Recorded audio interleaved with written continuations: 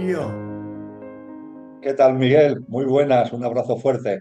igualmente para ti, un año más, los aires navideños, que nosotros los sentimos y por eso lo disfrutamos tanto, porque al margen del aire, porque sí hay un ambiente navideño, familiar a nivel mundial, pero está tan revestido de materialismo, de compras, de afuera, tanto proyectado hacia afuera que siempre ha sido y cada vez siento que es más esa necesidad de sentirlo de dentro hacia afuera, porque la Navidad es, como la palabra indica, debe ser un nacimiento, un verdadero nacimiento.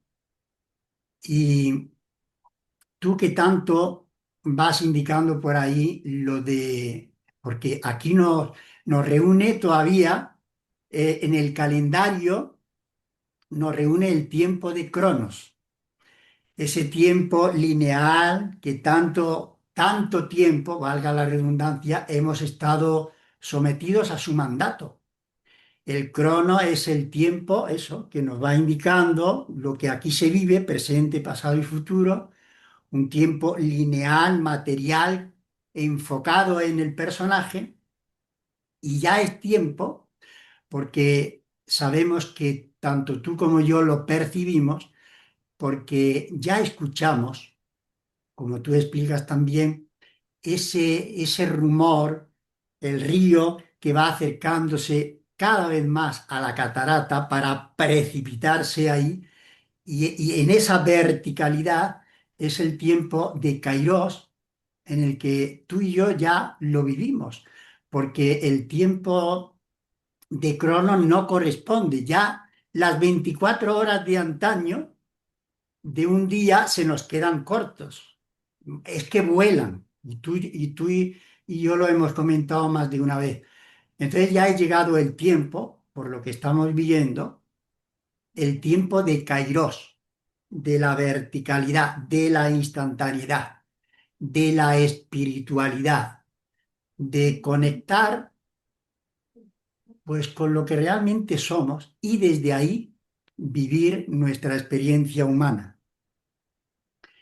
Yo he traído, he hecho mis deberes, yo sé que tú vas a hacer los tuyos, porque no conozco yo platillos de paellas o un buen potaje que hagas en la mesa, en la cocina de tu casa, pero sí sé muy bien el buen cocinero que eres a nivel de hacer buenos manjares espirituales, de comida espiritual. Yo he hecho las compras, traigo los ingredientes y a ti te nombro hoy cocinero para degustar luego nuestra comida, porque creo que traigo buenos ingredientes fresquitos y de actualidad, porque el tema, el plato fuerte que con lo que yo he traído y tú vas a cocinar es mm, la olla del alma, la comida, todo lo que tiene que ver con el alma, y tú y yo sabemos que justamente porque corresponde a los tiempos, el que ya vivamos el tiempo de Kairos, en donde sabemos que esta generación ya no da más de sí, este periodo histórico de la humanidad ya hay que cambiar de vestido, el traje se le queda corto, entonces hay que dar un gran cambio y sabemos que para hacer ese cambio necesitamos, y por eso te nombro cocinero oficial porque sé que lo vas a cocinar bien, el cocido del alma, el plato fuerte del alma, porque claro, quienes sabemos lo que está por venir y lo que ya el tiempo de Kairos dejó atrás lo pasado, quienes se empeñan, unos poquitos y otros muchos que le siguen, en que hablando del alma hay un interés ya irá saliendo a lo largo de este cocimiento, hay un interés creciente en, en despistar, en olvidarse, tener tan ocupado al personaje, al humanitas, que se olvide de la conexión como ser divino que es de su alma. Y nosotros vamos a saborear, a degustar esta exquisita comida porque es lo que amerita.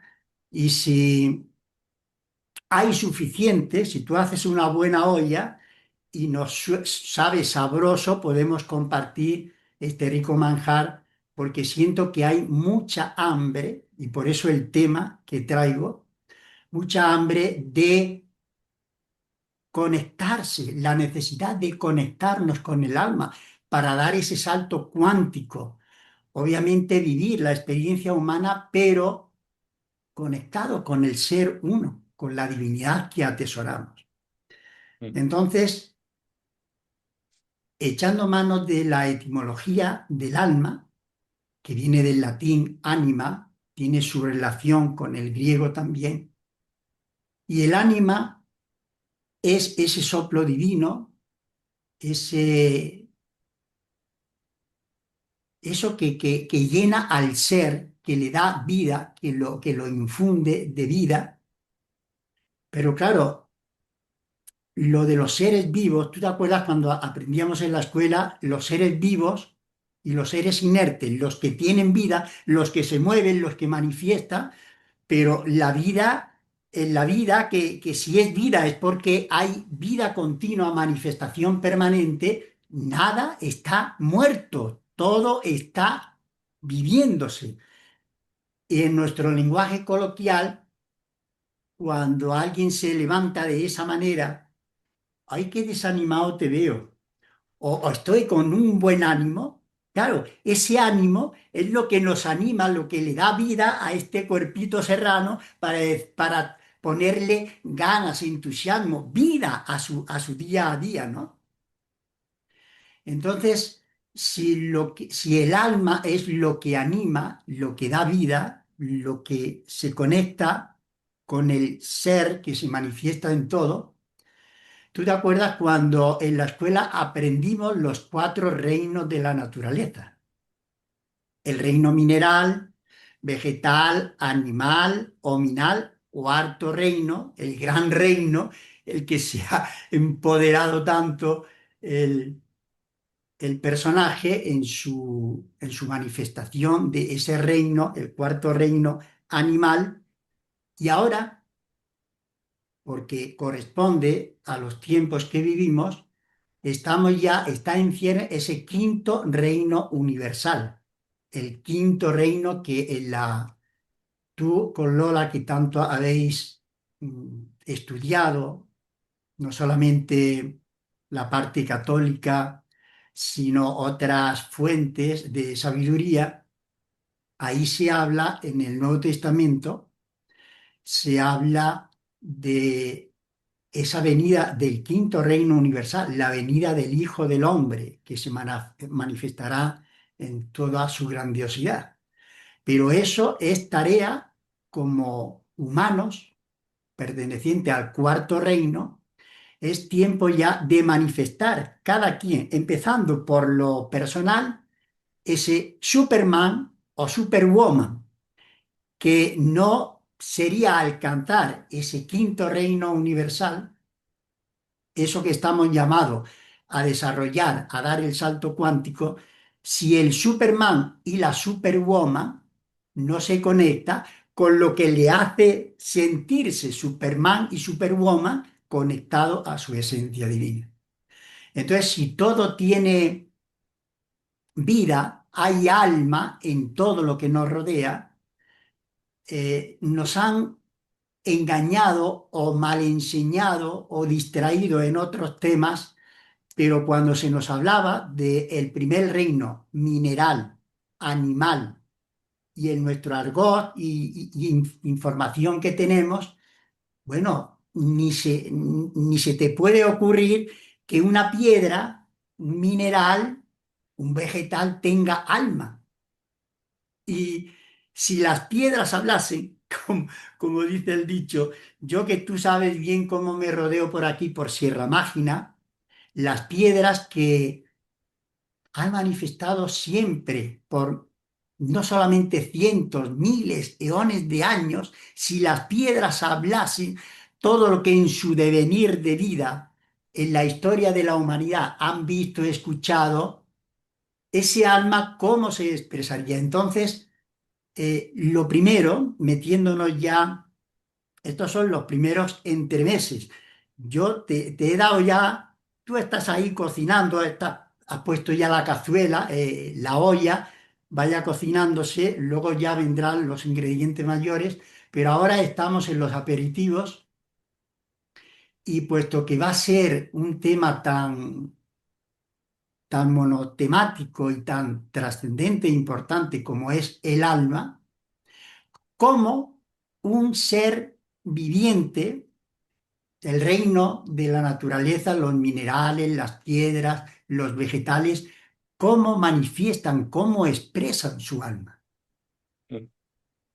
Magnífico, Miguel. Pues encantado de intentar ser aquí modestamente un cocinerillo, por lo menos un cocinerillo, con los magníficos ingredientes que tú pones sobre la mesa. Bien, antes que nada, creo que para enfocar lo que el alma es y lo que el alma significa, tendríamos que recordar lo que para mí es un acercamiento a lo divino maravilloso. Es lo que divulgo cada vez que tengo ocasión y te agradezco a ti que ahora me la des como el primer postulado metafísico, es decir, como el primer postulado que podríamos decir que está ahí subyacente, presente en las tradiciones espirituales y en las escuelas filosóficas trascendentes de todos los tiempos. Y es ese postulado que, hablando de lo divino, hablando de Dios, no le da nombre, no le da el nombre ni siquiera de Dios, que es como lo llama el diccionario de la Academia Española de la Lengua, sino que para remarcar que es innombrable, para remarcar que va más allá de lo que son ideas y conceptos que pueda de alguna forma encorsetar y etiquetar nuestra mente, ese postulado le llama aquello, aquello. Me da igual aquello que aquella. Aquello es como se dice en los tiempos antiguos. Y ese postulado nos dice aquello que no tiene origen es origen de todo lo originado. Y siendo origen de todo lo originado, se encuentra presente e inmanente en todo lo original. Podríamos decir que este postulado realiza un acercamiento, una aproximación a Dios, a la divinidad. Aquello que no tiene origen, al no tener origen no tiene principio, no tiene final, aquello que no tiene origen es origen de todo lo originado. Como decía Aristóteles, es la causa sin causa. Es aquello que no ha sido causado, que no ha sido originado y que es causa, que es origen de todo lo originado. Pero en lo que a nosotros aquí nos atañe, que es el alma, ese postulado, como acabo de compartir, termina indicando, y siendo origen de todo lo originado, se encuentra presente, inmanente, subyacente en todo lo originado. Pues bien, cuando se hace referencia a esa presencia, ahí estamos ya poniendo el dedo en lo que el alma es y en lo que el alma significa. Porque cuando hablamos de la presencia de lo divino en todo lo originado, esa presencia en el argot occidental lo hemos llamado espíritu. En el argot de la Grecia clásica, de los grandes sabios de la filosofía griega de hace 2500 años, lo llamaban neuma. En el ámbito oriental y del extremo oriente, las tradiciones espirituales que van en torno al hinduismo, al yoga, lo llaman atma. Da igual, Atma, Neuma, espíritu, con esa denominación estamos haciendo referencia a la presencia de lo divino, la presencia de aquello que no tiene origen en todo lo originado. Y en todo lo originado es en todo lo originado, no solamente el ser humano, sino en todas las formas que constituyen el cosmos, en todas las formas de vida independientemente de cuál sea el reino en donde nosotros, humanos, modestos humanos, lo queramos encuadrar. con lo que la presencia de lo divino no solamente se halla en el ámbito humano, sino que se halla también en los diversos mundos, en los diversos reinos de la naturaleza a los que tú has hecho referencia. Y claro, cuando hablamos de espíritu, neuma, atma, cuando hablamos de espíritu, ¿qué es el alma? ¿Qué relación tiene con el alma? Porque Pablo de Tarso, San Pablo, por ejemplo, en ese Nuevo Testamento al que tú hacías mención, nos dice, el ser humano es cuerpo, alma y espíritu. Los mismos sabios de la Grecia clásica a los que hemos hecho mención diferenciaban el cuerpo por un lado y ese alma al que ellos se acercaban con el concepto de psique y neuma, el espíritu, ¿no? Es decir, se nos presenta el alma como algo que está muy ligado a lo que el espíritu es y significa. Pues bien, podríamos decir que aquello que no tiene origen es origen de todo lo originado, se encuentra presente e inmanente en todo lo originado, esa presencia en ti, en mí y en todas las formas de vida, da igual el mundo, da igual el reino, es el espíritu. Ahora bien, el espíritu para poder estar presente, para que esa presencia subyacente, inmanente, se haga realidad, necesita una especie de elemento de enlace, algo que le permita hacerse presente. Porque claro, la divinidad, la presencia de la divinidad, dicho de una forma muy directa, pero creo que se puede entender bien, su vibración es muy alta, es una vibración altísima, es una frecuencia vibracional muy potente.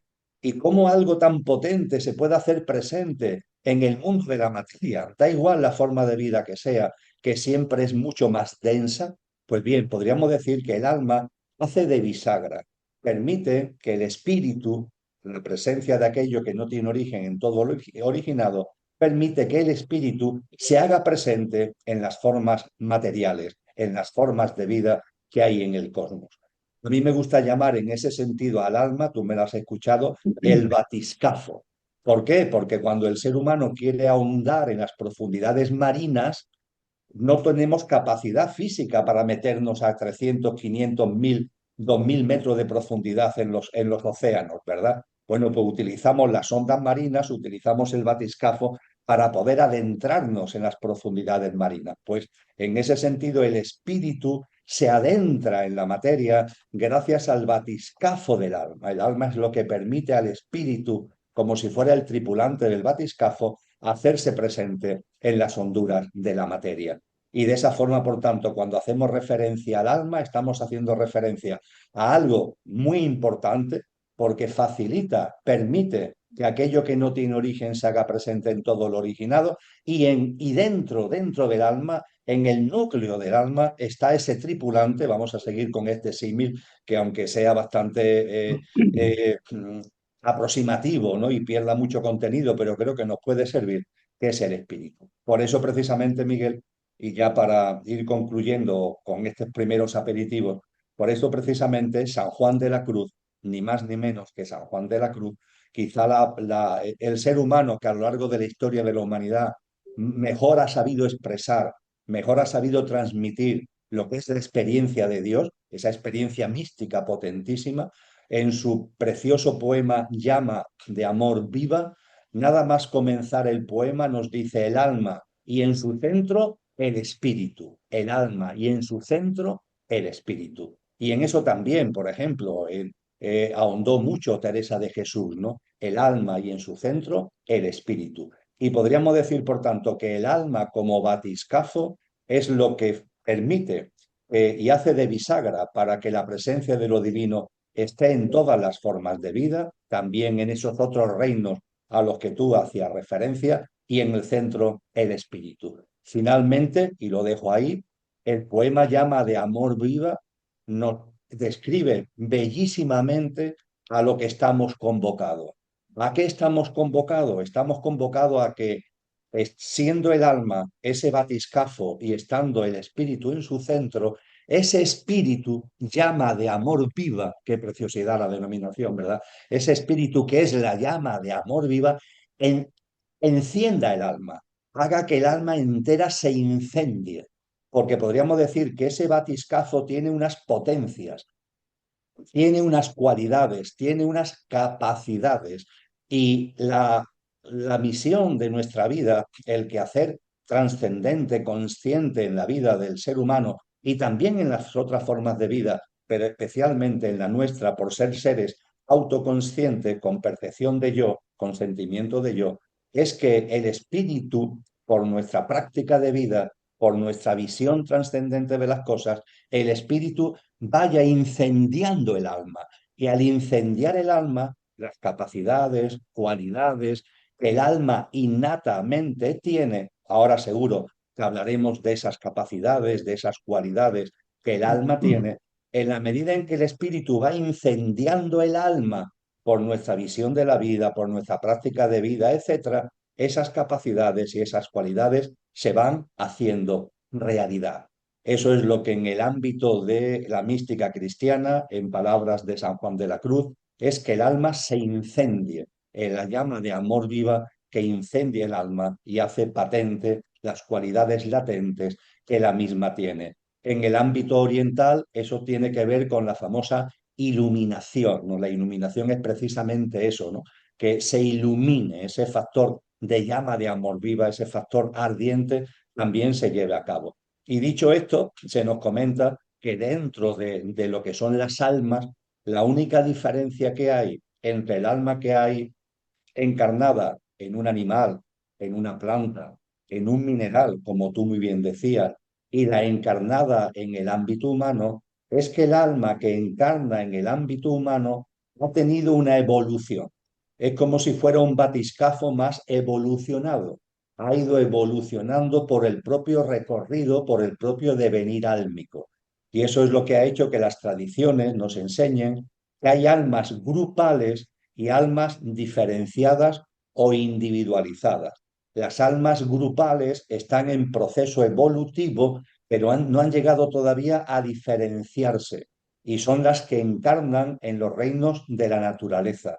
En cambio, las almas individualizadas o diferenciadas, por su proceso evolutivo, ya están en condiciones de servir de bisagra, de servir de batiscafo en el caso de la vida humana, porque la vida humana es una vida, como antes decía, autoconsciente y en el ser humano no encarna un alma grupal, sino que encarna un alma diferenciada. El ejemplo que los maestros nos han puesto a lo largo de la historia es fácil de entender. Nos dice, el alma en general es como si fuera un árbol, un gran árbol.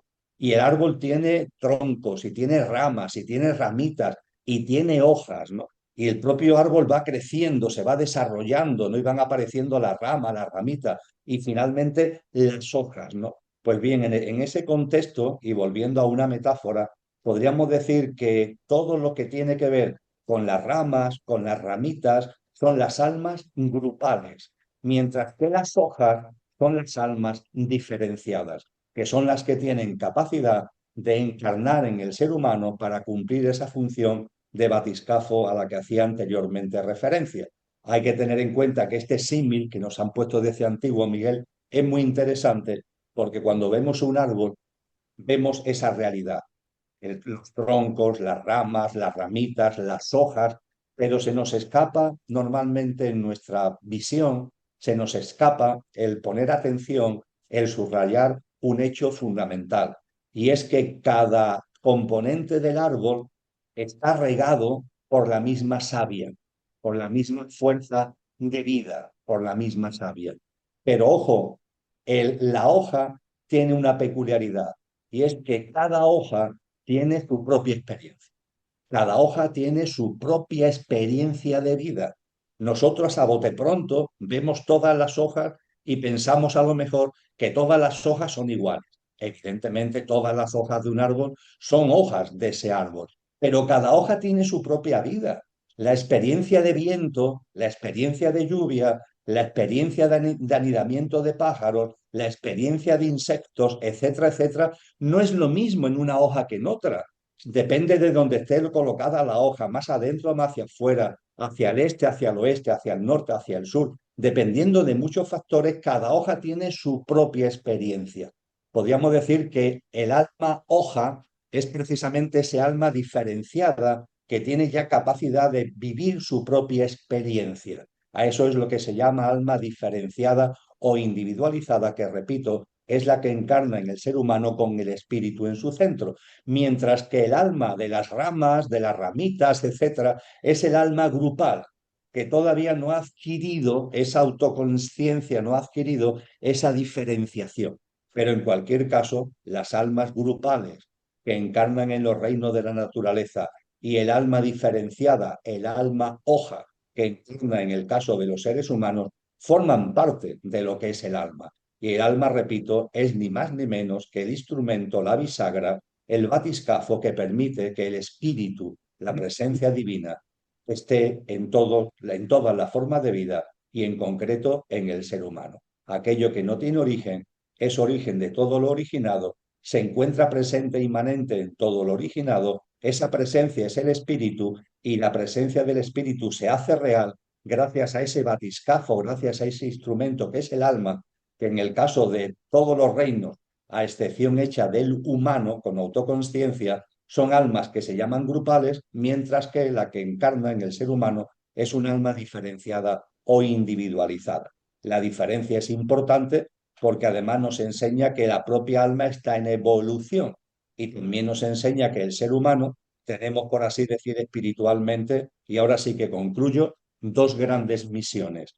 Misión uno, por decirlo de esa manera, que desde el espíritu se incendie el alma, esa iluminación, ese factor ardiente para que las potencias, las cualidades del alma de latente se hagan patentes. Y segunda misión que tenemos también los seres humanos espiritualmente hablando, ayudar a las almas grupales en su proceso evolutivo. Y esto es bellísimo. Cuando vemos a un animal, cuando vemos a una planta, cuando vemos a un mineral, ahí hay almas, pertenecen a ese gran árbol y están evolucionando, están convocadas a ser hojas. Y nosotros que ya somos hojas, podemos decir que somos como los hermanos mayores. Y los hermanos mayores no es un privilegio, ¿verdad, Miguel? Ser un hermano mayor no es un privilegio, es una responsabilidad. Y la responsabilidad como hermanos mayores es precisamente ayudar, colaborar a este proyecto álmico y a este proceso álmico para que esos reinos de la naturaleza, las almas en ellos encarnadas, vayan evolucionando también para que en su momento, cuando corresponda, sean almas, hojas. Y esa responsabilidad de hermano mayor para guiar, para orientar a las almas grupales encarnadas en los reinos de la naturaleza hacia las almas hojas, es el amor, es el amor.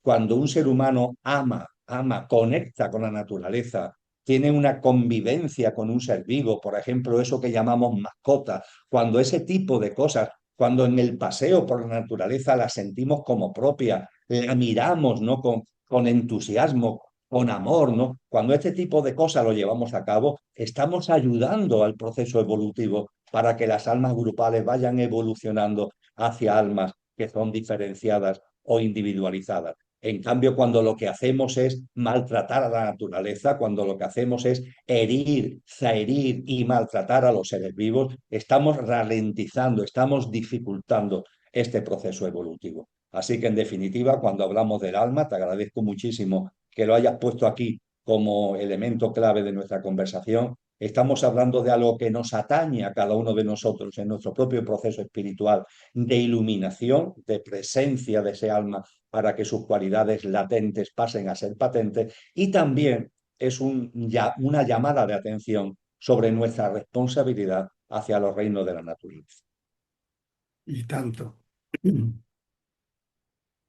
Te has ido ya enumerando y matizando, porque el alma es tan enorme cuando hablamos de que el alma encarna, baja, se adentra en el cuerpecito del recién nacido. Claro, el alma es algo tan grandioso que en su totalidad no llega o progresivamente se va manifestando.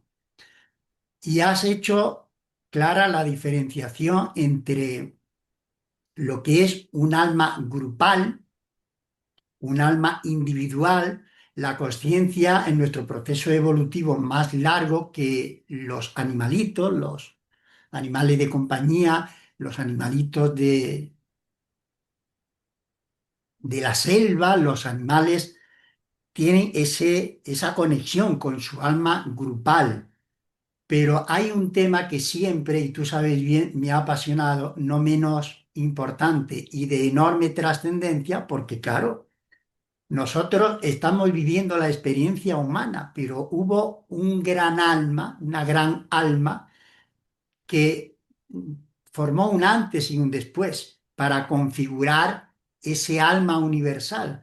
Entonces, como el tema es del alma, ya has diferenciado perfectamente lo que es el alma que anima al reino mineral, vegetal, que forma parte de nosotros, el ayudarle a que vayan progresivamente siendo conscientes de ese alma en proceso evolutivo, pero cuando hacemos referencia a ese alma universal, diferenciándolo y aglutinando tanto al alma individualizada del ser humano como el alma grupal de nuestros hermanos pequeños, pero como el tema es de tanta enjundia y tanta transformación, y yo lo he traído a colación porque ya es tiempo de que le demos cobijo, de que tome importancia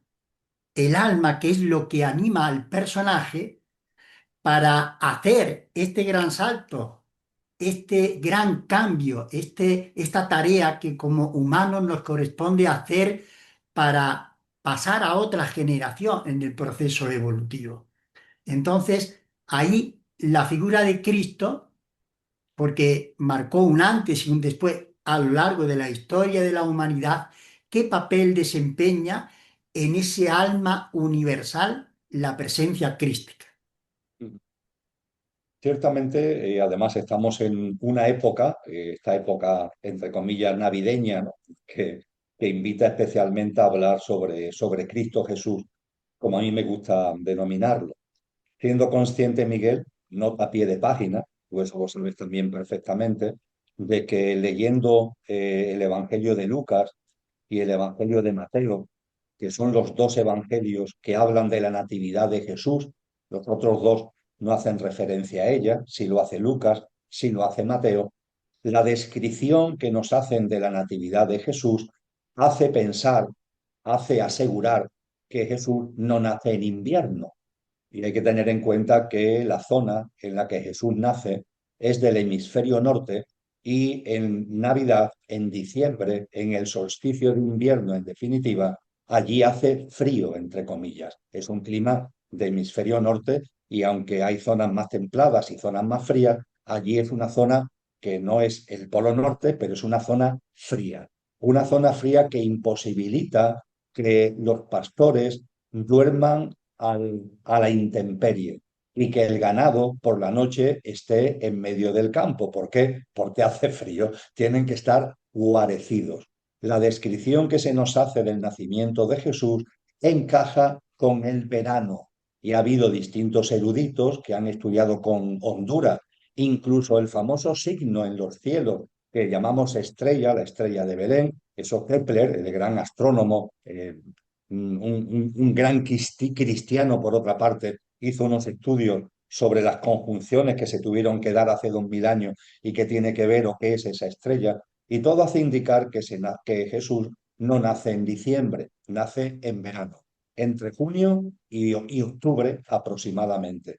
Con lo cual, cuando hablamos del nacimiento de Jesús en torno al solsticio de verano, más allá de que fue un papa en el siglo IV el que se le ocurrió la idea de hacer coincidir el nacimiento de Jesús con el solsticio de invierno, con la fiesta del sol naciente, con las Saturnales romanas, estamos en el siglo IV, hasta entonces no se celebraba lo que hoy llamamos Navidad y menos con relación a lo que es esta época del año.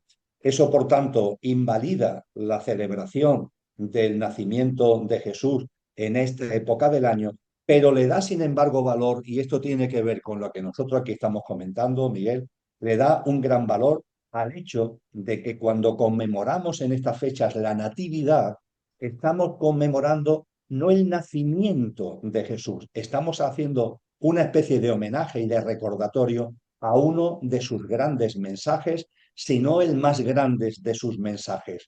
Hay que nacer de nuevo. Hay que nacer de nuevo. Lo encontramos en el Evangelio de Juan. Se lo dice Jesús a ese rabí judío que era Nicodemo. Nicodemo, hay que nacer de nuevo. Hay que nacer de nuevo del agua y del espíritu. Ese nacer de nuevo es la convocatoria que deberíamos recordar para hacerla nuestra y con compromiso de llevarla a cabo en cada natividad, cada vez que celebramos la natividad. Y como tú decías al principio de este encuentro, en lugar de convertirlo en algo superficial, materialista, consumista, etcétera, etcétera, llenarlo de esa visión consciente que es el compromiso de nacer de nuevo, y ese nacer de nuevo tiene que ver con lo que acabamos de compartir, con que el espíritu en el centro del alma incendie, ilumine al alma y sea de verdad esa llama de amor viva a la que estamos haciendo referencia y que es tan enormemente importante. Y a partir de ahí, cuando vamos teniendo constancia de este hecho y estamos hablando de Cristo Jesús, lo que se nos enseña en la tradición cristiana, también de alguna manera está presente en otras tradiciones, es que el ser humano, donde está encarnada la dimensión álmico-espiritual, el alma y en su centro el espíritu, que es nuestro componente imperecedero, aquello en nosotros que no conoce la muerte, eso es nuestra dimensión álmica espiritual, porque en nosotros está lo que conoce la muerte, ¿verdad? Lo que a mí me gusta llamar el pequeño yo, nuestro yo físico, emocional y mental y la personalidad a ello asociada. Eso llegará a un momento determinado que morirá, porque es pasajero, porque es efímero. Sin embargo, nuestro componente imperecedero, nuestra dimensión álmica espiritual, siempre, siempre será. Hoy está encarnada con envoltura, cuando fallezca la envoltura, seguiremos siendo, pero sin envoltura. Hoy con envoltura, cuando fallecemos, seguimos siendo sin envoltura. Esa es el seguir siendo, es esa dimensión álmica espiritual precisamente. Pues bien, las tradiciones en general y muy en particular Cristo y el cristianismo nos enseña que el ser humano se ha ido alejando, se fue alejando de lo divinal, de lo sobrenatural, para ir cayendo en el alejamiento de lo divino, el alejamiento de lo sobrenatural, y a partir de ahí irse hundiendo en las arenas movedizas del egoísmo, del egocentrismo, del materialismo. Eso es lo que en el cristianismo se conoce como el pecado original, pecado original. Pecado, etimológicamente, la palabra de la que arranca es una palabra griega, del griego antiguo, del griego koiné, que significa precisamente alejamiento. El pecado no es culpa, el pecado no es carga, el pecado no es castigo, el pecado es alejamiento, alejamiento. ¿Y original por qué? Porque tuvo lugar hace mucho tiempo, tuvo lugar en esa humanidad adámica de la que se nos habla, por ejemplo, en el libro del Génesis. Y desde entonces el alejamiento ha ido increciendo, entre comillas. Las almas que han ido encarnando en el género humano, encarnación tras encarnación, han ido como profundizando en ese alejamiento. Y ese alejarse de lo divino y de lo sobrenatural, por sí, podríamos decirlo coloquialmente, es una desgracia, Miguel. Pero esa desgracia aumenta a unos niveles tremendos cuando sabemos que todo es evolución. Y sabemos que los ciclos nacen, se desarrollan y en un momento determinado concluyen para dar paso a un nuevo ciclo. No para que nada finalice, sino para dar paso a un nuevo ciclo. El ciclo A termina para que arranque el ciclo B. Y lo que hace ya mucho tiempo y el cristianismo nos enseña, y Cristo Jesús a la cabeza, es que este ciclo humano va a terminar. Comenzó, se desarrolló y va a terminar. Por eso Cristo en el Evangelio de Mateo, capítulo 24, le dice a sus discípulos, os voy a hablar no del final de la vida, no del final de la tierra, no del final de la humanidad, os voy a hablar del final de esta generación humana, de esta generación humana, de este ciclo humano. y nos habla de cómo será el final de este ciclo humano y lo que no es menos importante, nos habla también, y todo lo que es el cristianismo nos aporta muchos datos al respecto, de cómo será el nuevo ciclo, la nueva humanidad a la que tú también has hecho mención y has hecho referencia. Y esa nueva humanidad será una humanidad en una nueva tierra, una nueva humanidad, una nueva tierra, una nueva humanidad en una tierra restaurada. Y estas denominaciones de tierra restaurada, de nueva tierra, tiene que ver con una tierra de mayor frecuencia vibratoria. Y también la humanidad de esa tierra tendrá una mayor frecuencia vibracional. Y esa mayor vibración, en el caso tuyo, en el caso mío, en el caso de las almas encarnadas en los seres humanos, significa una forma de vida humana donde el alma ya tiene protagonismo. No está ahí de una forma latente, sino que se hace patente. Compartí hace un rato contigo, Miguel, el llama de amor viva, ¿no? El espíritu que vaya incendiando, iluminando el alma para que las cualidades latentes se vayan haciendo patentes. Pues bien, el nuevo ciclo humano, la nueva humanidad, es precisamente eso, una nueva humanidad en la que por fin, vivimos desde nuestra dimensión álmico-espiritual, haciendo reales las capacidades y las cualidades del alma. Pero claro, fíjate, este ciclo humano en el que estamos, el ser humano se ha ido alejando de lo divino, se ha ido alejando de lo sobrenatural, el pecado original. Y hay un momento determinado que este ciclo tiene que terminar, tiene que concluir para que arranque un nuevo ciclo humano, una nueva humanidad en una nueva tierra. Pero claro, si venimos de esta humanidad y aquí nos estamos alejando de lo divino, ¿cómo vamos a hacer así? ¿Cómo vamos a coger el ascensor? Permíteme la broma. ¿Cómo vamos a coger el ascensor si aquí estamos llamados a vivir desde las cualidades álmicas y aquí hemos olvidado nuestra alma? Aquí hemos olvidado nuestra dimensión álmico-espiritual por ese alejamiento que conlleva egoísmo, egocentrismo, materialismo, algo que vemos tanto en esta sociedad, ¿no? Pues bien, podríamos decir que los caminos estaban como cortados. Este camino que llevaba a la humanidad no era válido para poder vivir la nueva humanidad en la nueva tierra. En la encarnación de Cristo, ¿para qué es? Pues lo es precisamente para posibilitar esto sea. Yo digo que Cristo, dicho coloquialmente, por favor, desde el mayor respeto, tú sabes que Cristo es mi gran referente de vida, pero con el mayor respeto lo digo, por tanto, hace de ascensor, abre la puerta del ascensor, porque esta humanidad tenía cerrada, pero por nosotros mismos, por nuestra involución espiritual y olvido de lo trascendente, teníamos cerrada la puerta del ascensor. ¿Qué es lo que hace Cristo? Abre las puertas del ascensor. Cristo encarna en un ser humano, en Jesús de Nazaret, que se transforma por tanto en Cristo Jesús, para abrir las puertas del ascensor. Eso es lo que en el Nuevo Testamento se llama el rescate. El rescate nos posibilita, ¿no?, salir, ¿no?, de esta dinámica en la que habíamos entrado, que no conduce a ninguna parte, porque cuando este ciclo termina, si no somos capaces de hacer así, esto finaliza, esto se disuelve, por así decir, y para seguir siendo es preciso y pertinente que coger este ascensor, y este ascensor, repito, tenía las puertas cerradas. Lo que ha hecho Cristo es abrir las puertas del ascensor. A partir de ahí, lógicamente, no se nos puede coger a cada uno en nuestra dimensión álmica espiritual, en lo que de verdad somos, y meternos a empujones en el ascensor. Ahora, el que yo entre en el ascensor depende de mí, pero la puerta está abierta. Si no Exactamente. hubiera sido por Cristo, Miguel, la puerta estaría cerrada.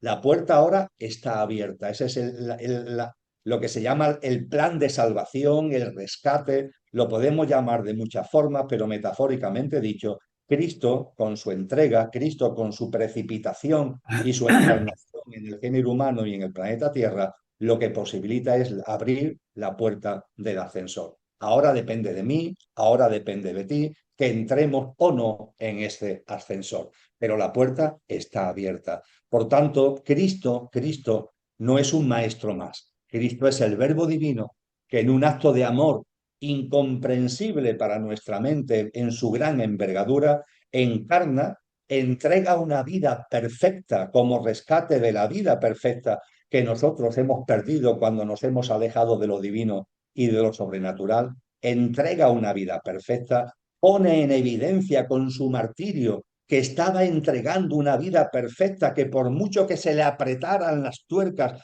por mucho que se le hiciera sufrir, no abandonaba esa perfección de vida, y cuando Cristo expira, entrega una vida perfecta que hace de rescate de la vida perfecta que nosotros habíamos perdido y abre la puerta del ascensor.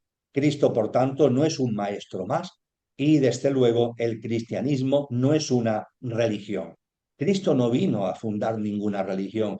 Cristo es un evento. Cristo es un hito histórico en la historia de la humanidad y, evidentemente, su sabiduría, su vida, su obra es una llamada constante a una práctica de vida que permite que el espíritu incendie el alma, que nazcamos de nuevo y que en ese nacimiento de nuevo estemos en condiciones de entrar en el ascensor para que cuando llegue el momento, esa catarata a la que tú hacías referencia, cuando llegue el momento y el ascensor suba, yo esté dentro, tú estés dentro, el mayor número de almas encarnadas en el género humano estemos dentro del ascensor.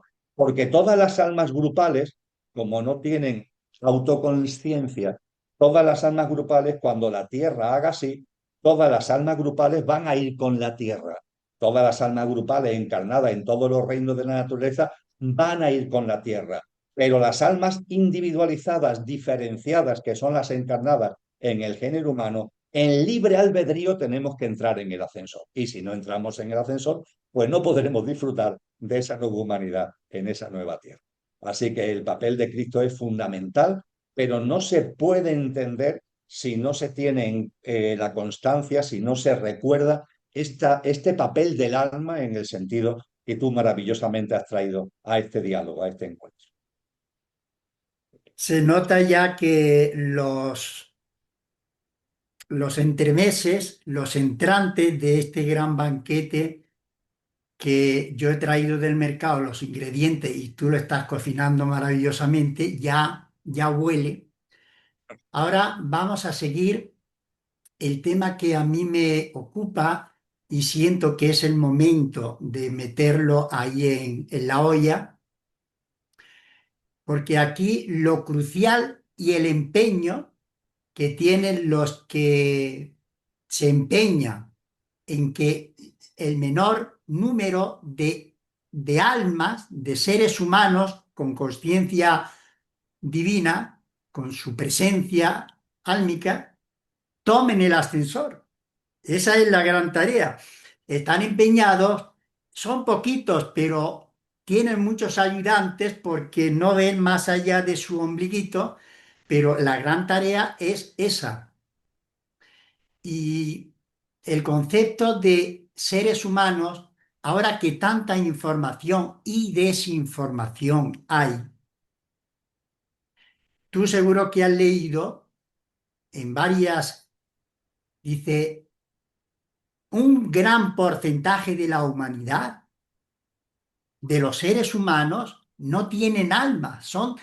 Una cosa es seres humanos desalmados, seres humanos porque los conocemos y están en la palestra, seres humanos tan desalmados que únicamente miran su propio ombligo, son tan egocéntricos, tan fríos, tan distantes, tan a lo suyo, que claro, están tan desconectados de su alma que están carentes de empatía, de empatizar con los demás. Ahora, lo que se está poniendo en este río revuelto de información y desinformación es que de los miles de millones de seres humanos, de almas encarnadas en esta humanidad, dicen que hay un porcentaje de seres humanos sin alma. A mí me llamó la atención, tomando como referencia, bueno, tú en la teosofía, a, a Elena Blavatsky y a Rudolf Steiner, pero a mí me llamó poderosamente la atención porque ellos hacen también sus distinciones, en lo poco que he leído yo, de que obviamente en la viña del Señor hay de todo y hay seres conectados, realmente con su esencia divina y lo manifiestan en su cotidiano vivir, pero otros están desconectados de su esencia y otros que a donde se nota más ese despiste, esa desorientación, esa desconexión de su alma, pero Brian Weiss, en aquella famosa trilogía de Muchas vidas, muchos maestros y demás, me llamó la atención cuando él, gran psiquiatra, hacía sus terapias a quienes podían tener algún problema de su infancia, algún trauma, entonces para tomar conciencia de ese trauma y disolverlo en lo que a esta experiencia humana se refiere. Pero a él se le rompieron todos los esquemas cuando la famosa Catherine le vino hablando, se remontó a vidas pasadas y me extrañó a mí cuando él conectó, acudieron a su consulta también seres humanos, personas que no alcanzaban a llegar más allá de su vivencia, incluso vivencias intrauterinas o de su infancia, no alcanzaban. Entonces,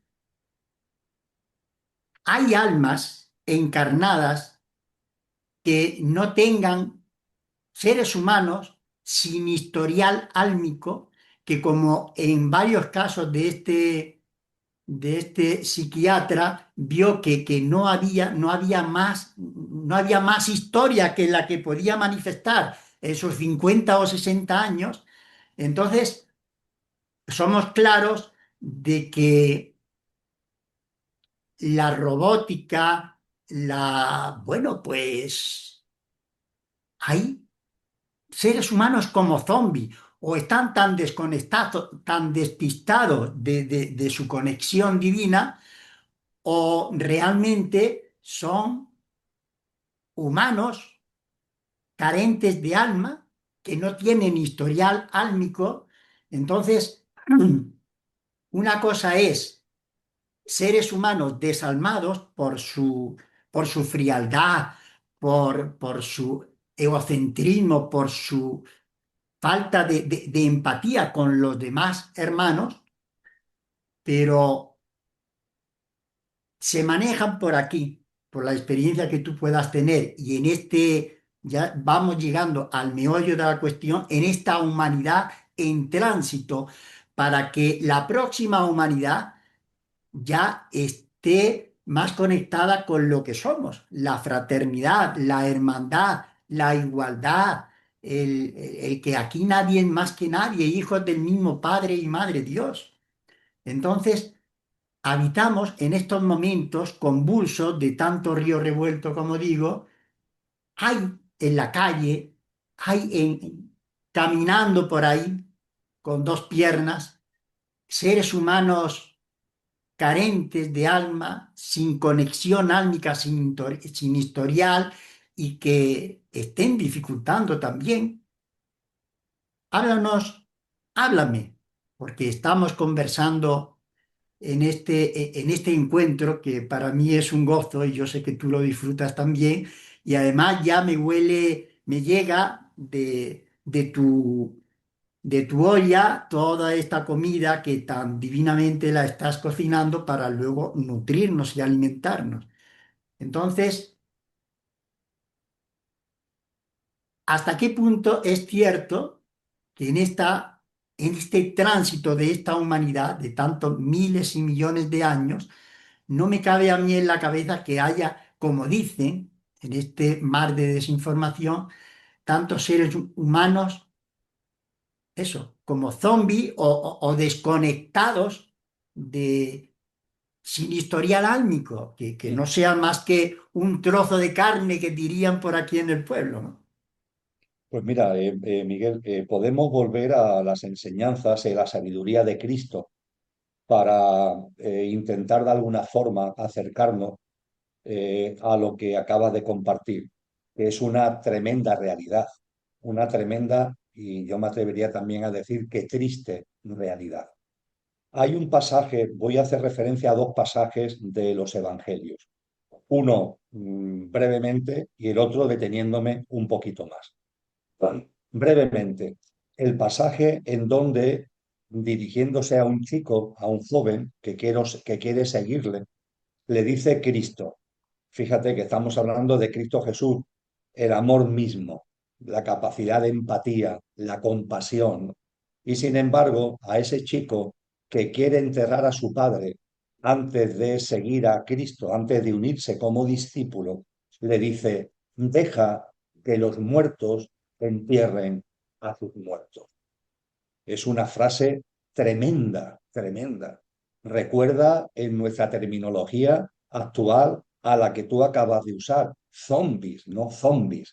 ¿Puede haber seres humanos que parecen, que aparentan estar vivos, pero están muertos? ¿Pueden haber seres humanos zombies en definitiva? Esta frase de Cristo Jesús es para reflexionarla de una forma tremenda, ¿verdad? Y esto lo uno a otro pasaje que nos encontramos muy concretamente en una parábola que Jesús enseña en el Evangelio de Mateo, capítulo 25. Arranca el capítulo 25 del Evangelio de Mateo hablándonos de la parábola de las 10 mujeres. Y fíjate, nos dice que hay 10 mujeres y cada una tiene su lámpara de aceite. Por cierto, fíjate, ahí la tengo arriba, ese ángel tiene una lámpara de aceite en la mano. Me la regalaron personas, porque tú haces mucha referencia a lámpara de aceite y este ángel con la lámpara no lo ha recordado. Cristo nos dice, cada mujer tiene su lámpara de aceite. Probablemente la lámpara de aceite es una metáfora del alma. En cada persona hay un alma, porque si hay almas en los reinos de la naturaleza, evidentemente también hay almas en los seres humanos. No es metafísicamente posible que un ser humano no tenga alma. Sería otra cosa, no sería un ser humano, no sería Eso. una forma de vida. Puede ser un híbrido, ¿no? Puede ser un robot biológico, entre comillas, pero si es un ser humano, ha de tener alma. Y cada uno tenemos, como estas 10 mujeres, nuestra propia alma, nuestra propia lámpara de aceite. Ahora bien, se nos dice que entre las 10 mujeres hay 5 que le están echando aceite a la lámpara. Y hay otras 5 que están distraídas, entretenidas y no le echan aceite a la lámpara. La parábola nos dice que las 10 mujeres están avisadas de que habrá un momento determinado en el que llegará el novio y se abrirán las puertas del banquete nupcial y que sólo podrán entrar en el banquete nupcial, que es esa nueva humanidad a la que antes hacíamos mención, sólo podrán entrar en esa nueva humanidad, en el banquete nupcial, las almas que tengan un cierto nivel de aceite. No se trata de tener la lámpara llena, pero sí de tener un mínimo, el mínimo exigido para poder participar en ese banquete nupcial.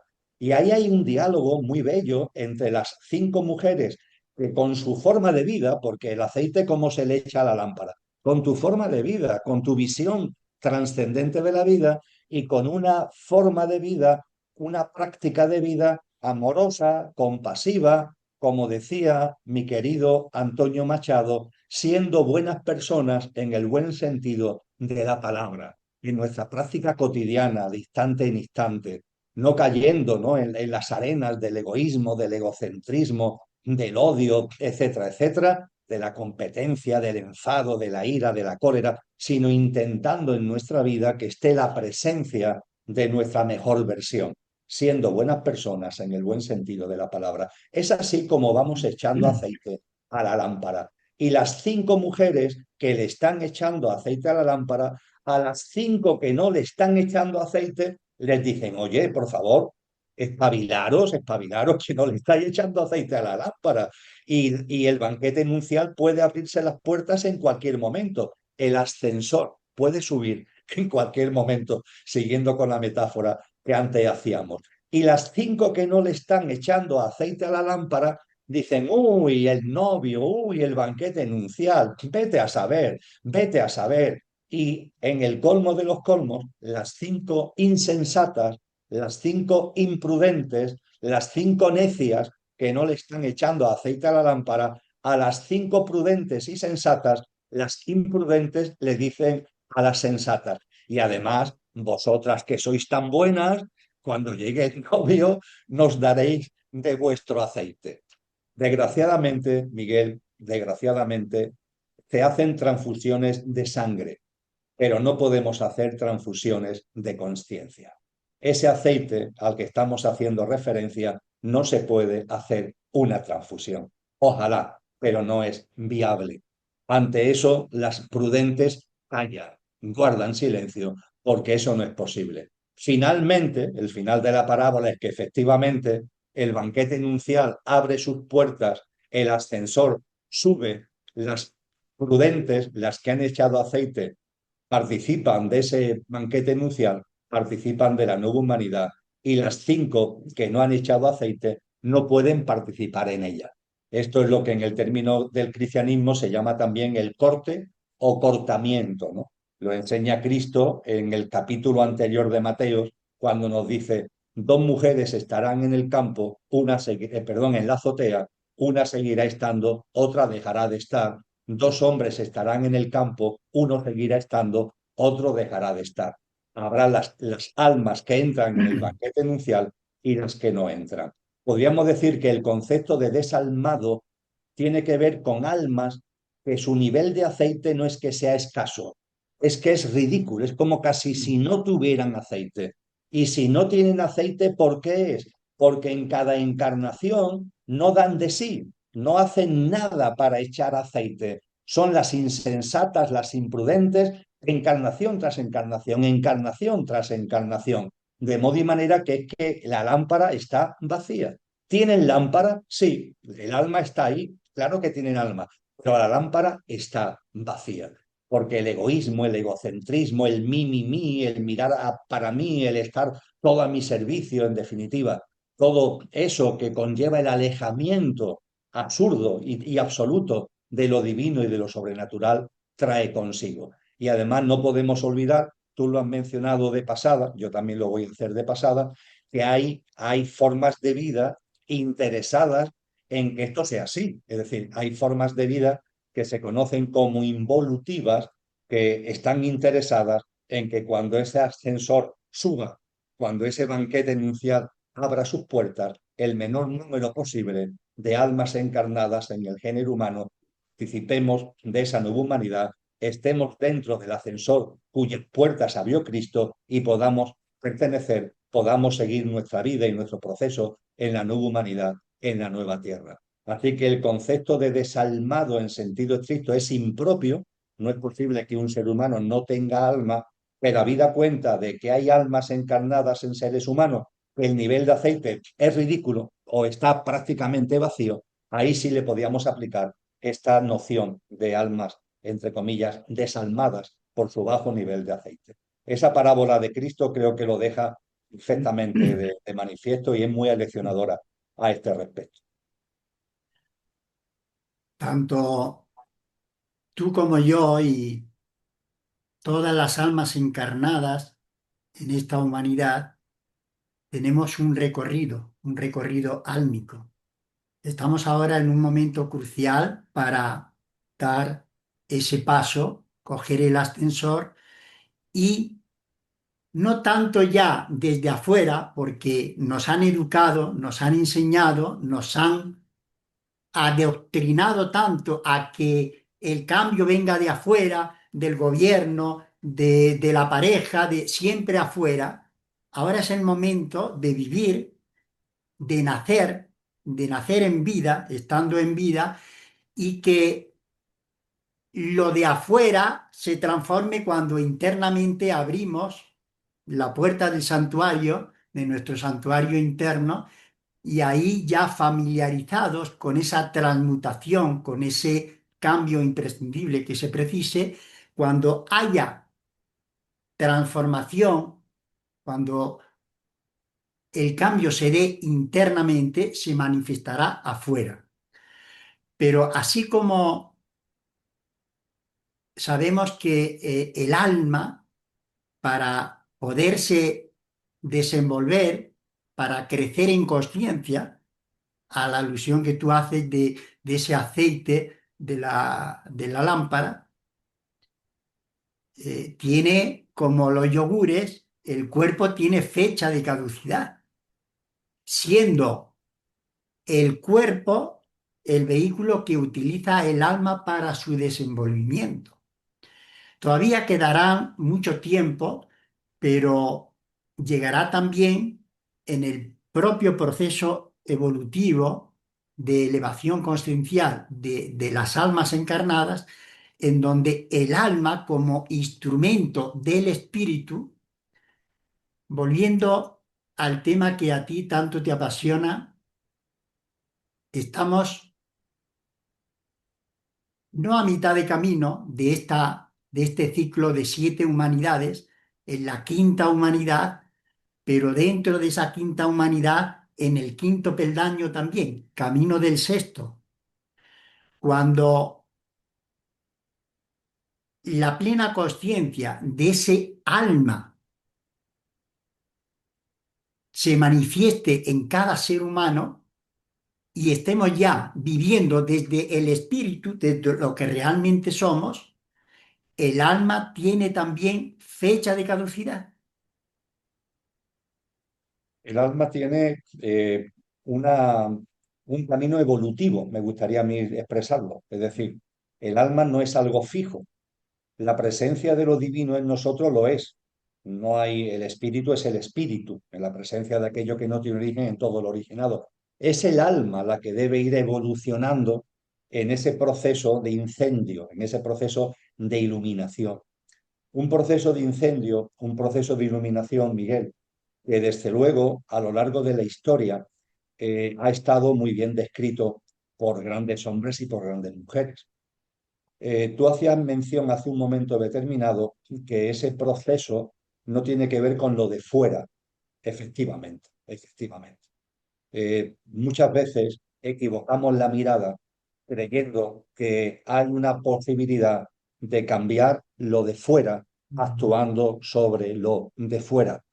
Ya lo dijo Lampedusa en su célebre novela El gato pardo, cuando dos príncipes, dos aristócratas, ante la revolución garibaldiana, están como asustados y uno tranquiliza al otro diciéndole, tranquilo, tranquilo, es necesario que todo cambie para que todo siga igual.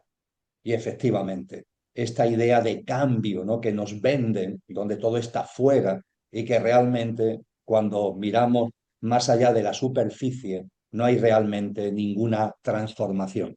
Frente a eso está nuestro paisano andaluz Blas Infante, que nos dice, si vuestra revolución es no es la del espíritu, si vuestra revolución no es la del espíritu, quedaros con vuestra revolución. El espíritu es el único revolucionario verdadero. Qué gran verdad expresada de una forma sencilla, directa y breve. El espíritu es el único revolucionario verdadero. Y eso es lo que estamos llamados a la reevolución. Y esa reevolución tiene que ver con la evolución del alma. Y esa evolución del alma, que como tú dices tiene fecha de caducidad porque el banquete abrirá sus puertas y si no entras en el banquete, eso significa el final, terminas con el propio ciclo, tienes que entrar en el ascensor y participar en la nueva humanidad para seguir, entre comillas, tu recorrido vital y existencial. Pues bien, cuando hacemos referencia a esa reevolución que tenemos que llevar a cabo, los místicos, San Juan de la Cruz, Agustín de Hipona, aparece también en la obra de Orígenes, grandes maestros, grandes maestras, también hablaba de ello Teresa de Jesús, de una forma distinta, pero también Hipatía hacía referencia a esto. El alma tiene como unas grandes cualidades que son las que tenemos que hacer reales en nuestra vida cotidiana. Y son tres, son muy breves, así que lo voy a abordar porque creo que es un tema fácil de compartir, porque son muy breves, eso sí. ¿Cuánta hondura tiene cada una de ellas? Y nos dicen estos grandes sabios, primera cualidad, primera potencia del alma que de latente tenemos que convertir en patente, la memoria, la memoria. Y la memoria no es esta de aquí, ¿eh? Es la memoria álmica. Y esa memoria del alma que tenemos que hacer real significa el tener una visión trascendente de la vida que nos recuerde precisamente la idea de Dios, la idea de lo sobrenatural, tener una visión trascendente de la vida, el recordar la existencia de aquello que no tiene origen y es origen de todo lo originado y se encuentra presente en todo lo originado, tener esta visión trascendente de la vida forma parte de la memoria y también forma parte de la memoria el recuerdo de lo que somos, salir de la amnesia del Alzheimer con relación a lo que somos. Recordar que en mí, en ti, en todos, hay una dimensión imperecedera, que hay, como decíamos antes, una parte perecedera, efímera, pasajera, pero que en todos hay una dimensión imperecedera. Y eso tenerlo presente, eso recordarlo para hacerlo presente, para hacerlo real en nuestra vida. Eso es la memoria. Junto con la memoria se nos habla de la voluntad, segunda potencia del alma. La voluntad es necesaria, Miguel. Esta sociedad confunde la voluntad con el esfuerzo. No, no. La espiritualidad no nos habla de esfuerzo, pero sí nos habla con voluntad, porque esa memoria de lo que es, esa memoria de lo que somos, ese compromiso para que lo que soy se haga real en la vida cotidiana, tengo que ser perseverante, tengo que tener voluntad para que se haga en el día a día. Esto no se trata de vez en cuando, ¿no? Sino tengo que tener voluntad para que se haga en el día a día. La palabra que mejor define esto es la perseverancia. Hay que ser constantes, perseverantes, que esto no sea una noche de verano, ¿no? Recordando a Shakespeare, el sueño de una noche de verano. No tiene que ser algo que por mi voluntad, porque tengo voluntad, esto lo hago presente en mi día a día, en mi práctica cotidiana. Y la tercera es el entendimiento o discernimiento. Y el entendimiento o discernimiento tiene que ver con lo que Cristo nos enseña. Buscad, buscad, llamad, llamad, buscad y hallaréis, nos dice él. Llamad a la puerta y se abrirá.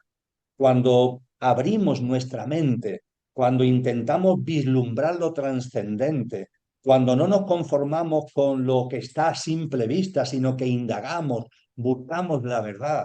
Cristo es más, nos dice que en ese buscad para allá, en ese llamar para que la puerta se abra, se requiere una visión trascendente de la vida, el percibir que hay una esencia más allá de la apariencia en todo y en nosotros mismos. Igualmente se nos reclama una sencillez, que seamos sencillos, que las puertas que se nos vayan abriendo no nos lleven a la soberbia, no nos lleven al engreimiento, no nos lleven al orgullo, sino que mantengamos una sencillez de vida. Y cuando tenemos sencillez de vida, cuando tenemos visión trascendente, todo eso alimentarlo con sed de verdad, sed de verdad. Una sed, fíjate, el término es precioso, sed. No se trata solamente de querer saber cosas, no, es algo que surge de nuestro interior, tiene que ver con nuestra alma de sabiduría, de discernimiento, ¿no? De un conocimiento que va más allá de lo superficial y entra en las honduras del ser y en la hondura de la esencia, ¿no? Cuando vamos poniendo en valor las potencias de nuestra alma, la memoria de lo que es, de lo que somos y el compromiso con lo que somos, la voluntad que conlleva perseverancia y ese llamaz, esa sed de verdad, desde la sencillez y desde una visión trascendente de la vida, es lo que va posibilitando que el alma se vaya incendiando desde el centro del espíritu. Fíjate, y termino, Miguel, que Teresa de Jesús hablaba del castillo interior y hablaba de las 7 moradas. También Juan de la Cruz nos hace referencia a esto con palabras distintas, pero es lo mismo. Fíjate, el alma lo podríamos ver siguiendo la descripción de Teresa, siguiendo la descripción de Juan, como una especie de ciudadela. Y la ciudadela, como pasaba en las ciudades medievales, en el centro tiene el castillo, ¿no? En el centro está el espíritu, ¿no? Y podríamos decir que en la medida en que vamos hacia las afueras, están los arrabales. Los arrabales del alma es la parte del alma que están, al estar encarnadas en un ámbito material, es lo que está más cercano a la realidad material. Y el quid de la cuestión es, ¿el alma está más influida por el castillo interior o por el influjo que de fuera le llega a los arrabales? Eso no es algo que venga dicho, es algo que nos corresponde a nosotros decidir. Mi decisión, con memoria de lo que soy, con voluntad y con un modesto discernimiento, es a que el castillo interior, el espíritu, vaya incendiando el alma y que la parte del alma de los arrabales esté mucho más llena del influjo del castillo interior que de lo que viene de fuera, del mundo material, de todas las influencias que vienen de fuera. Cuando creemos que todo está fuera y que la solución está fuera y que hay que cambiarlo de fuera, podríamos decir que a nuestra pobre alma la estamos dejando bajo la influencia de esos arrabales que se están contaminando de la realidad externa y no tienen la posibilidad de llenarse de la luz del castillo interior. Esto yo sé que así dicho suena un poquito extraño. Yo recuerdo que la primera vez que se lo leí en uno de sus comentarios a San Juan de la Cruz me costó trabajo el asentarlo, pero cuando lo vamos asentando es una descripción tan práctica, ver el alma diferenciada, individualizada que hay encarnada en nosotros como esa ciudaduela que tiene el espíritu en su centro, pero que también tiene unos arrabales y que esos arrabales están en conexión al estar encarnada en la realidad material con el mundo material y el percibir que lo que estamos llamados es a que los arrabales no se contaminen de esa realidad exterior, de las influencias de esa realidad externa, efímera, perecedera, pasajera, sino que esté iluminada por el fuego de esa llama de amor viva, ¿no? Que al incendiarse potencia, que hace real esa potencia del alma en nuestra vida. Es un proceso tan bello, es un proceso a su vez tan sencillo de entender, es un proceso que nos aporta tanta sabiduría sobre el por qué y el para qué de la encarnación humana. Y de hecho es que es tan importante el tema que tú has traído a colación en este encuentro, Miguel, es tan importante el tema del alma, un tema del alma que incluso las religiones dogmatizadas están como olvidando, ¿no? Yo me he encontrado con personas muy metidas en esas religiones dogmatizadas y no diferencian entre el espíritu y el alma, los confunden, cuando los grandes maestros, ¿no? Han sido tan claros al respecto. Por favor, léete el poema Llama de Amor Viva. Es que San Juan de la Cruz no lo puede narrar de una forma más sencilla y más gráfica para que todo lo entienda. En fin, que todo esto además es una gran preciosidad y como se puede comprobar en mis palabras, a mí me llena de entusiasmo. A ver si, porque nuestra conversación no surge de un encuentro casual como tantas conversaciones se dan en el ascensor o que te encuentras a un vecino o algún desconocido y se habla. Lo que tratamos de compartir es porque viene muy hondo y tanto hemos sufrido y nos ha condicionado el inconsciente colectivo, nos ha hecho sufrir, nos ha limitado tanto, porque claro, primero es el inconsciente, no tiene conciencia de su desconexión, y luego es colectivo, a esa humanidad en ese inconsciente colectivo. Hace 3 años, y lo he compartido contigo en más de una ocasión, yo practico lo que aprendí hace 3 años a través, lo que escuché a través de Sol Martínez, canalizadora de ángeles, y que ella canalizó esto que a diario yo en el consciente colectivo, porque si ha sumado tanto el inconsciente colectivo para mantenernos ahí sumergidos en la desconexión de nuestra esencia divina y desconectados de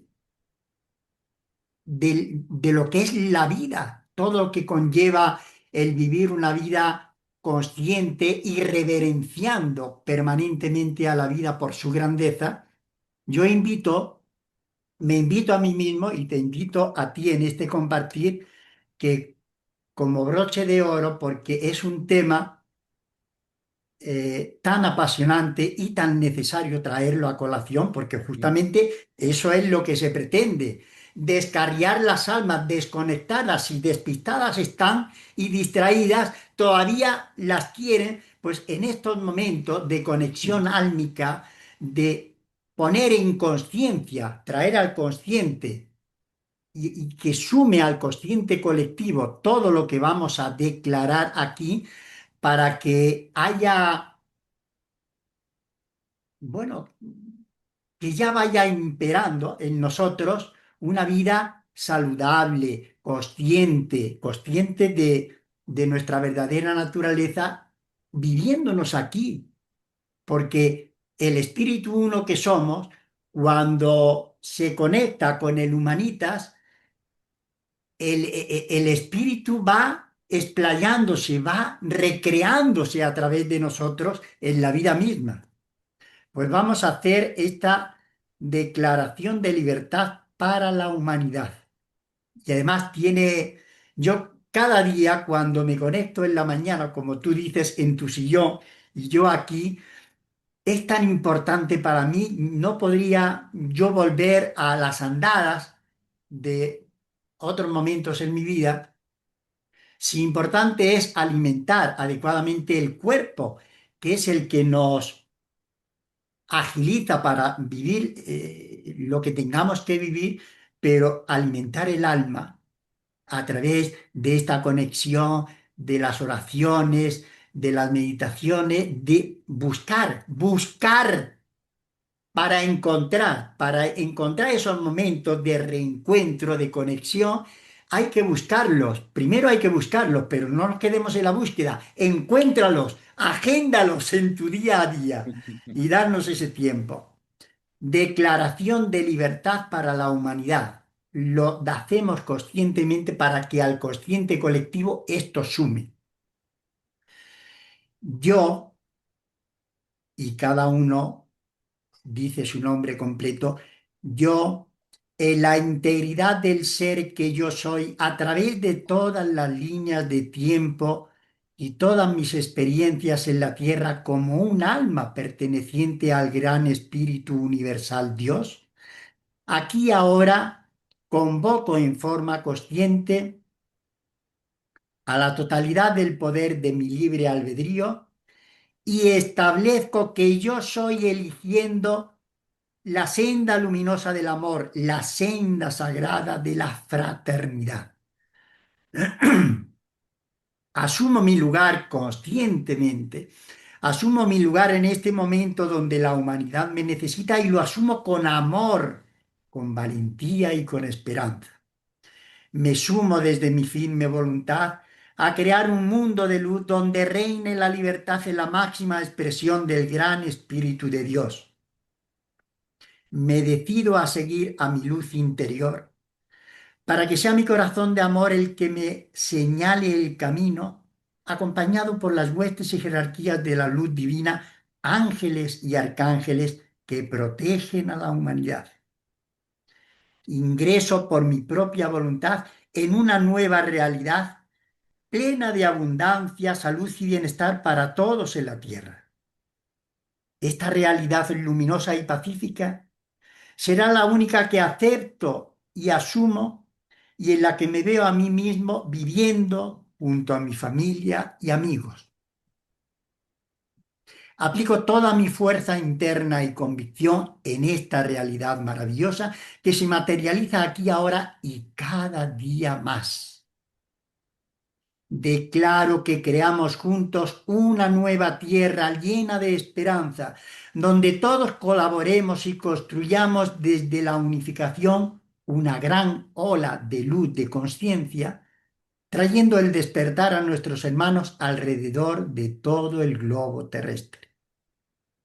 Declaro que renacemos en una nueva especie humana mucho más consciente y responsable, regida por el amor universal. Disuelvo mi compromiso de experimentar en la densidad. Decido abrazar y fusionarme con la luz, despertar en mi ser divino, volverme un ser libre, pleno, consciente. Nosotros, los millones de almas que habitamos la tierra, declaramos en nuestra viva voz nuestra voluntad y libre albedrío, que se desactiva toda acción oscura y contraria al bien de la humanidad y todo esto queda sin efecto. Decidimos aprender a través del amor. Por lo tanto, toda fuerza densa ya no tiene razón de existir y la disolvemos. Tomamos en nuestras manos nuestro destino y establecemos que somos libres, que trascendemos desde nuestros países, culturas y creencias, trascendemos juntos hacia el amor fraternal entre los pueblos de la tierra. Confiamos plenamente en Dios y en el Príncipe de la Paz, guía y rector de la humanidad, Cristo. Cada vez, porque esto es práctica y sabemos que un mal hábito cuesta deshacerlo más porque está tan arraigado que un buen hábito que queremos poner en nuestra vida. Por eso, hace ya 3 años y cada vez va acentuándose y tomando más conciencia y poner, lo hago consciente en mi vida y esto suma al consciente colectivo para que hagamos esta declaración individualmente desde cada uno con su cada quien, pero que conectado a su alma, su esencia divina, y se produzca la gran transformación que todos esperamos, y en eso estamos. Aquí nada surge por generación espontánea, y esa potencia del alma a la que hemos mencionado pues es la voluntad. Si no hay voluntad, si no hay constancia, perseverancia, si no hay certeza, pues todo es humo, se queda en un Sin duda. verano. Pues es un magnífico broche de oro de este coloquio para llegar ya a su punto final. Permíteme solamente que subraye, se ha utilizado varias veces en tus palabras, el amor, el amor. Exacto. Esa palabra tan vacía de contenido, pero tan importante de recuperar, ¿no? Nos dice Juan el Evangelista, nos dice, el amor es Dios. Y el que no conoce el amor no conoce a Dios, porque Dios es amor. Y Cristo Jesús nos dice, amaos los unos a vosotros, los unos a los otros, como yo os he amado. Así que efectivamente el amor, a pesar de ser una palabra tan manoseada, tan vaciada de contenido, debemos lustrarla, debemos ponerla en valor y traerla a nuestra vida en esta declaración de libertad a la que tú has hecho mención y en ese nacer de nuevo, en esa natividad, en esta resurrección en vida a la que Cristo Jesús nos convoca en esta fecha tan especial. Así que precioso, precioso, Miguel, una vez más, que en estas fechas tengamos este encuentro, este diálogo, que como tú dices, no es casual, no es un encuentro casual, sino que es un encuentro querido, deseado y muy reflexionado por ti en cuanto a esos condimentos del plato, que no yo, sino entre los dos hemos sido, creo que buenos cocineros en este encuentro, hemos puesto sobre la mesa a disposición de todas las personas que le apetezca el poderlo probar y el poderlo también compartir con otros. Así que muchas gracias, querido Miguel, una vez. Invitados quedan a la mesa. Y además se ha elaborado, hombre, tú has sido el chef, yo soy un ayudante de cocina, pero el gran chef porque tú haces cada condimento tan sabroso, tan nutritivo álmicamente y además que se digiere porque lo expresas con claridad, con hondura, con enorme trascendencia y eso es lo que hace falta. Dejarnos ya de tanta ligereza, de tanta falsedad o de tanta máscara que le ponemos al personaje y sacar a relucir, a pasear nuestra verdadera esencia, que no es otra que el amor que somos, la luz y la conciencia, que es lo que verdaderamente somos. Que así sea. Pues un abrazo, un placer y seguimos conversando. Muchas gracias, Miguel. Seguimos conversando. Un abrazo. Un abrazo muy grande.